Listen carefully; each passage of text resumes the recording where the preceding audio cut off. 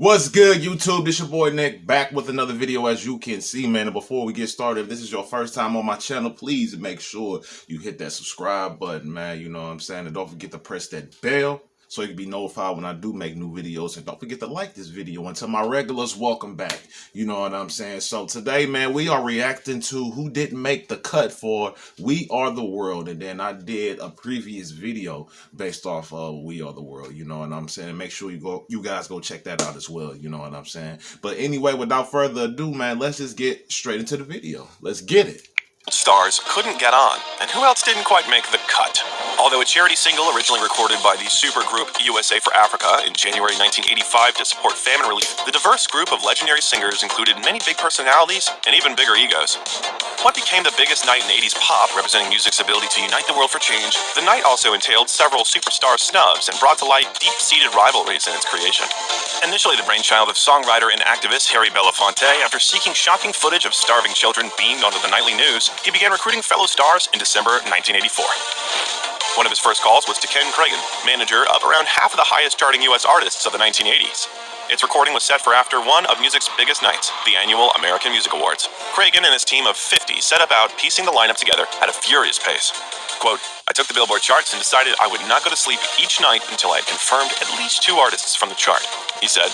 Michael Jackson was still riding high off the success of his 1982 album Thriller, which sealed his place as the biggest artist in the world. So once Cragen confirmed that the song was to be written by Jackson and Lionel Richie and produced by Quincy Jones, they knew this was going to be big. Although Jackson agreed to co-write the song, he wasn't too sure whether he should appear on the track himself. Fearing of overexposure after years of media hype and backlash that came off the back of his victory tour the year before, Michael feared such a high-profile project wasn't the best move for him at this time. However, the gloved one was convinced, knowing the major boost he would bring to the cause, and that it would be a positive publicity move for him anyway. Another key moment was when Bruce Springsteen came on board. Quote, "John Landau was managing Bruce Springsteen, and I knew John," said Cragen. Quote, "I called John and said, 'Can we get Bruce?' And he said, 'Oh my God, Bruce is finishing up 2 years on the road, touring constantly.' I said, 'John, you personally are going to be able to take credit for saving millions of lives if you get your client to do this.' The next thing I know, John Landau called me and said, 'Bruce Springsteen is in.' And from that day, I never made another outgoing call. The floodgates opened, and mostly, I had to turn people down." However, the event's organizers were aiming high and hoped to not only bring together current leaders in rock and pop, but legendary voices of a generation. The likes of Donna Summer and Barbra Streisand were pursued heavily, but it's worth noting that the selection of artists for the recording was a complex process and involved various factors such as availability, scheduling conflicts, and personal preferences. Cragen confirmed Bob Dylan and cites only John Denver and Joan Baez as artists he didn't book but wished he had. Quote, "We really should have had Baez," he said. Quote, "Jeff Bridges and I were driving out to Live Aid together on one of the rehearsal days. Jeff turns to me and says, 'You know, Ken, I feel like the seeds that were planted by Bob Dylan and Joan Baez and others in the 60s and Leigh Fallow and the me generation of the 70s have now, in the 80s, broken through the ground, blossomed, and are bearing fruit.'" However, despite its wider philanthropic intentions, the age-old battle between pop and rock, the commercial and the alternative, almost destroyed the project at the very last minute. Quote, "The night before, at the rehearsal for the American Music Awards, I was approached by the manager of one of the rock artists," Cragen said. Quote, he said, "The rockers don't like the song, and they don't want to stand next to the non-rockers on the stage, so we're leaving." I said to him, "Look, we're recording tomorrow.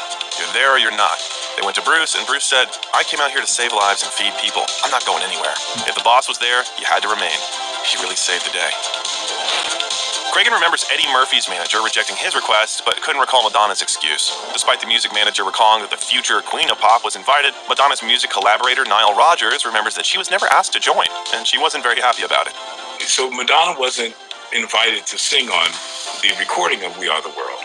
And that was sort of a bit of a slap in the face because everybody was in Los Angeles for the American Music Awards. And I know, no matter what she says, we all went to dinner together. And I know she felt bad because I know Quincy and I know Michael, so I'm going over to the recording just to hang out. And I said to Madonna, I said, "Okay, we're headed over to A&M. And I could feel her feeling bad about that. After releasing her debut album and then the blockbuster hit Like a Virgin the year before, which made her a worldwide sensation, Madonna attended the American Music Awards, like everyone else, and witnessed the industry buzz around the real event taking place after the show. She could have done it, logistically, but it's believed that the organizers wanted to use either Madonna or Cyndi Lauper. Lauper, arguably, was a bigger star at the time, with smash hits, Girls Just Want to Have Fun, and Time After Time under her belt. The racy singer had already proved she had the chops to hold her ground amongst a room full of the industry's finest vocalists. Cragen's then associate, Harriet Sternberg, revealed, quote, "I wanted Madonna, but Ken wanted Cyndi." As a result, Madonna held a grudge after performing at Live Aid later that year. After her set, she refused to go back on stage to perform the charity single with all the other event's participants, saying if they didn't want her for the original recording, then they certainly can't have her now. I wasn't good enough to sing on the record. Well, I'm not singing the finale. And so she comes out, she does the thing with the Thompson twins with us, she does her set, We Are the World, bang, she's gone. However, the biggest controversy of the night was the inclusion, or lack of Prince. Organizer and the song's co-writer, Lionel Richie, believed that a somewhat duet with Michael Jackson and Prince would represent the unity needed to effect real change during a humanitarian crisis, as the professional rivalry between the two superstars that played out in the press was very much based in reality.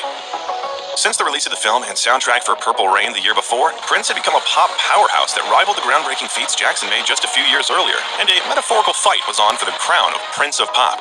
Naturally, being the biggest thing in music at the time and set to be one of the biggest winners at the American Music Awards that night, USA for Africa's organizers were keen to have the artist involved in the project. Cragen stating, quote, "Prince's name is actually printed on the music because Quincy had the idea of having the two rivals, Michael and Prince, at the same microphone." Cragen said, quote, "He was invited. He didn't show up. He didn't want to be in the room with so many people." Known for his perfectionism and professional prima donna status, it's likely that Prince didn't feel comfortable being associated with a project he had no involvement in other than to attend, pitch in a couple vocals, and stand amongst legendary industry figures singing in a choir a song he never composed or liked himself.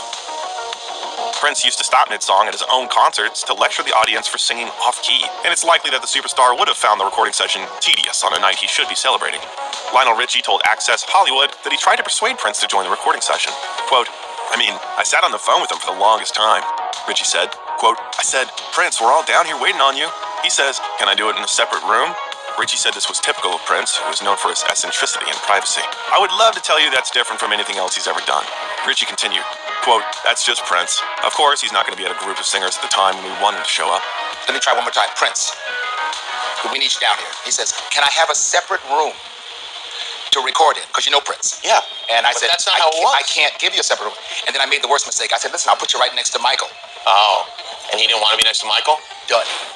In Alan Light's book, Let's Go That was Crazy, it right Revolution guitarist Wendy Melvoin would claim he didn't show because, Sitting next quote, to who? he thinks he's a badass and he wanted to look cool, and he felt like the song for We Are the World was horrible, and he didn't want to be all around all those According to the 2024 documentary, The Greatest Night in Pop, singer Sheila E. was asked to attend the session. Knowing her relationship to Prince, the organizers hoped that her presence would encourage the Purple One to make an appearance also. Quote, "Man, you should come. It's really cool," she told Prince, who was chilling at the Mexican restaurant Carlos and Charlie's after taking home 3 trophies and performing Purple Rain at the AMAs. Cragen stated, quote, "Sheila E. tried her best to get him there. He did call while we were recording. He reached Quincy and said, 'Can I come over and lay down a guitar track?' And Quincy said, 'No, we've already done the basic tracks.' When it was made clear to her that she wouldn't get a solo moment in one of the song's verses, Sheila decided to leave, feeling that she was being used for her association with Prince. One of the reasons Prince didn't go is because he was used to going into a recording studio and playing all the parts, not just him and another star. Him and nobody else. He went to a nightclub instead, and when he came out, his bodyguards beat up some paparazzi, and that made a box in the big article in the LA Times about the recording. So instead, Huey Lewis, of Huey Lewis in the News fame, sang the part that was meant for Prince while he partied the night away on Sunset. According to Rolling Stone, Prince's refusal to be involved was seen as selfish by some, but he was actually open to contributing to a song. Just not that one. Embarrassed by his absence, Prince later penned the B-side Hello, claiming paparazzi intrusion had stopped them attending. When the organizers decided that they were going to put out an album, Prince submitted a song right away for that. Quote, "Despite his absence from We Are the World, Prince was not indifferent to the plight of the people in Africa or elsewhere. He gave his money to charity frequently and generously, but without much publicity. For example, he donated $1 million to the Harlem Children's Zone in 2011, which impressed its CEO, Jeffrey Canada. Quote, "I want to thank Prince. I am touched and blown away by his generosity," Canada said. Quote, "Prince had his own reasons for not appearing on We Are the World, which may have been misunderstood or criticized by some. However, to many of his friends and contemporaries, he was not a heartless or selfish person, but rather a unique and visionary artist who cared about the world in his own way."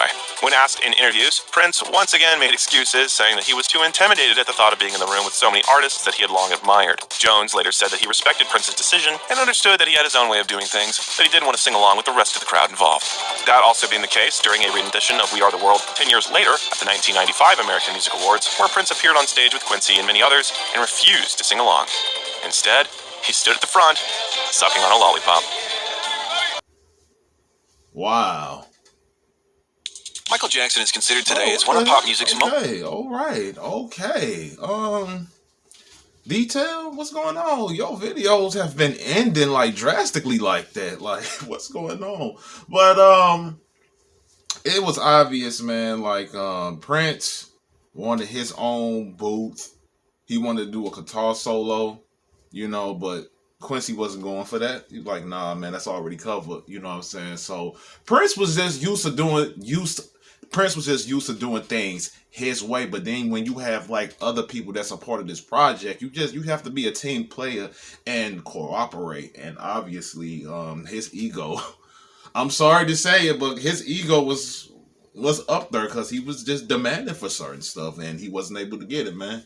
You know what I'm saying? But either way it go, man, like, it's still a great song, even still to this day. I'm gonna go ahead and close the video out right here. You know what I'm saying? And if you guys like this video, make sure you leave a like. Make sure you guys hit that bell so you'll be notified when I do make new videos, and leave a comment and let me know what you guys want to watch next. You know what I'm saying?